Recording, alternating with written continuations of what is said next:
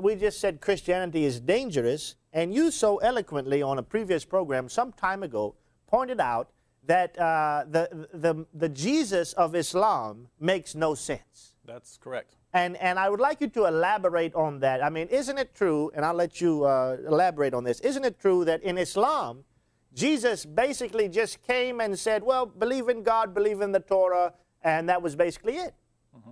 Well, if that's the case, Christianity would not be dangerous at all. The Jews would not have been upset with Jesus or anything else. Can you elaborate a bit on that? Yes, if you think about it, even according to Islam, the Jews wanted to kill Jesus.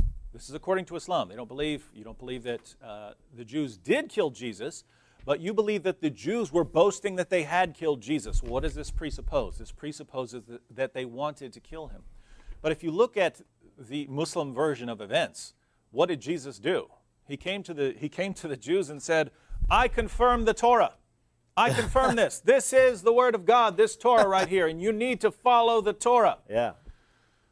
Would the Pharisees have been upset with this? They would have said, amen, amen, yeah. What a great man, telling the people to observe the Torah. Exactly. That's what they would have said. So my question for you, my Muslim friends, why would people get upset? I mean, this is like, imagine someone coming to me and Pastor Joseph and saying, believe in the New Testament. Would we go into a rage? Would we say, we have to kill this man? We have to murder him? Of course not. So you have a massive problem in Islam. Namely, you're teaching that the Jews were so upset with Jesus that they wanted him dead and they believed they put him to death. And two, that Jesus was just a good Jew who came along telling people to believe in the Torah. How do you reconcile these? Well, Pastor Joseph, it gets much, much, much worse than this when we go into the details of the Jesus of the Quran versus the Jesus of history. We know that Jesus, by the end of his life, people wanted to kill him. So what did he do? He must have done something. We know, according to the Quran, Allah told Jesus that his followers would be superior until the day of resurrection. They'd be superior to the unbelievers until the day of resurrection. But wait, based on what Muslims tell me today, the unbelievers came in and conquered the disciples. The original message of Jesus was lost, and a corrupt version took over. But wait a minute. Didn't Allah know this? Wouldn't Allah know that Christianity is going to be immediately corrupted? It seems he would have to if he's God. So now you're stuck with a problem. You can either say that Allah knows everything. If Allah knows everything, then why would he tell Jesus that his followers are going to be victorious until the day of resurrection? Was he lying to Jesus? Why would Allah lie to Jesus? I know that according to Islam, Allah is the greatest of deceivers, but do you even apply that to the prophets? Like God lies to the prophets? Trust me, Jesus, your followers are going to be victorious until the day of resurrection. But actually, Allah knows that they're going to crumble as soon as the Apostle Paul comes along. But the problems get even bigger than this, Pastor Joseph, because in Islam, you can't put all the blame for the corruption of Christianity on the Apostle Paul. Part of the blame for the corruption of Christianity is on Allah, who tricked the people into believing that Jesus died by crucifixion. The whole religion of Christianity. Yes, Allah tricked them according to Islam. According to Islam, Allah tricked people into believing that Jesus died on the cross for sins. Why do I believe that Jesus died on the cross? Why does Pastor Joseph believe that Jesus died on the cross? Why do billions of people believe that Jesus died on the cross? According to Islam, it's because God deceived us. Why would Allah do that? Wait a minute. Allah does not love the unbelievers. Right. Allah does not love the unbelievers, remember. So do you see why Allah would trick and deceive us? But the problems get worse, Pastor Joseph. Because Allah didn't just deceive the unbelievers, people who rebelled against Jesus. Even Jesus' apostles, his disciples, came to believe that he died on the cross for their sins. We know they went to their deaths proclaiming Jesus' death and resurrection. Where did they get belief? Where did they come by their belief that Jesus died on the cross for sins? Allah tricked even them. So in Islam, you have Jesus' disciples submitting to Allah as disciples. That's what the Quran says. The disciples said, we are followers of Allah. We are Muslims. We bear thou witness that we are Muslims.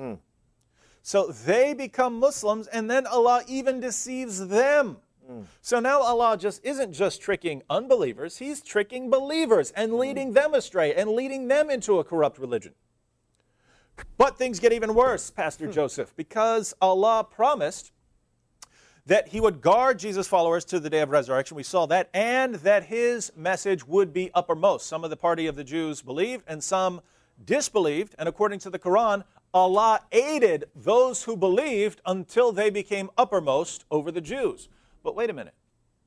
When did Jesus' followers become uppermost, become more powerful than the Jews?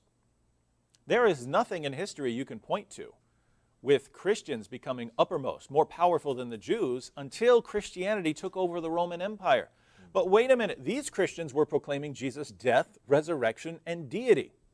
So now you have not only Allah starting a false religion by convincing everyone that Jesus died by crucifixion, now he actively engages in aiding and helping people who are proclaiming shirk, proclaiming the deity of Christ, and he helps them become uppermost of the Jews. But why? Why would Allah help people who emphasize and advocate shirk? Why would he help them take over the most powerful empire in the world? And why would he help them become more powerful than Judaism? Why would he do that? Think about this. Why do Pastor Joseph and I believe in Christianity today, according to Islam, according to the Quran? We believe because Allah helped start Christianity by tricking and deceiving people into thinking that Jesus died on the cross.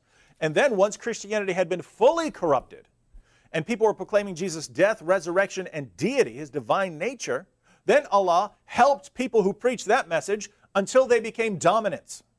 So we believe in Christianity today because of Allah. And because Allah has tricked and deceived us, he now has no love for us. Do you see what kind of problems you have with the Muslim method? It makes that.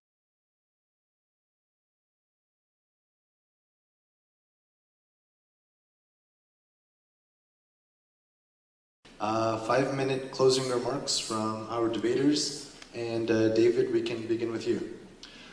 Well, I'd like to thank Sammy for his participation here, and thank everyone for the good questions and for sticking through a 2-hour debate. It's good. What else could we be doing that would be more important than this tonight?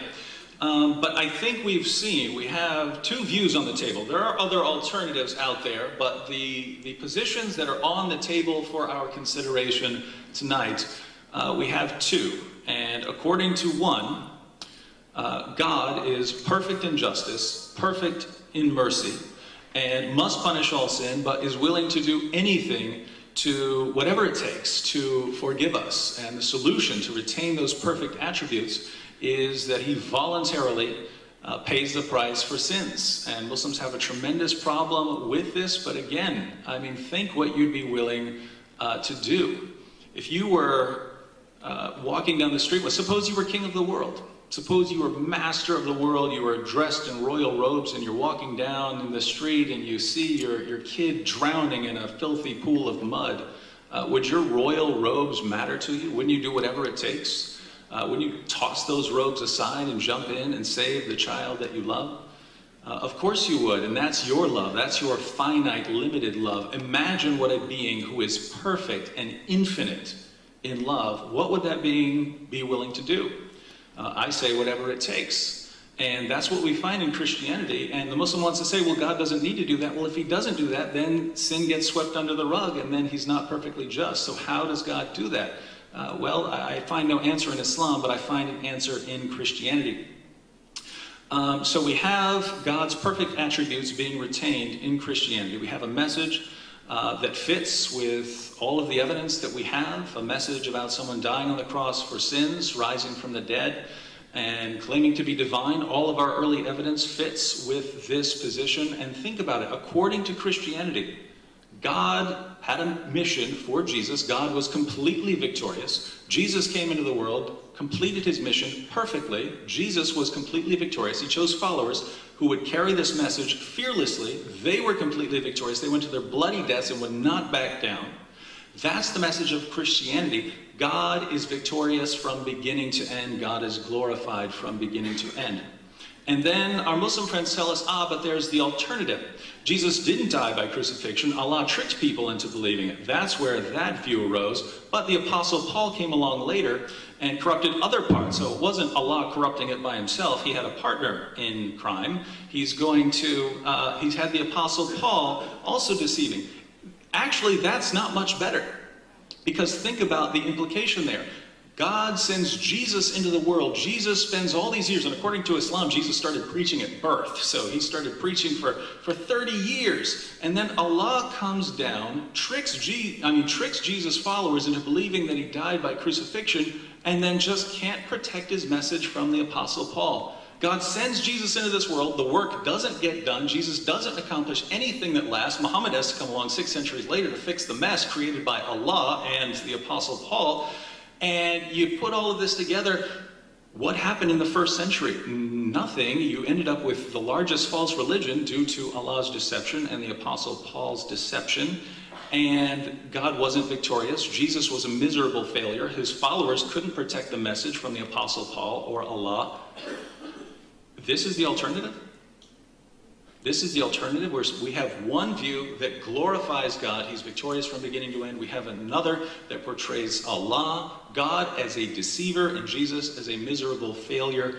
Even if we had no evidence on the table, even if we had no evidence to support either view, we'd have to choose the Christian view just in light of the theology involved. And when we add to the fact that every shred of evidence we have tells us Jesus claimed to be divine, that he died on the cross for sins, and that he rose from the dead, and so we have all of the evidence confirming Christianity, I don't think we have any reasonable choice than to conclude that the message of Jesus Christ is found in the documents of the New Testament. That is the only way to be faithful to God, is to believe in the message that has been preserved right now. Thank you, David.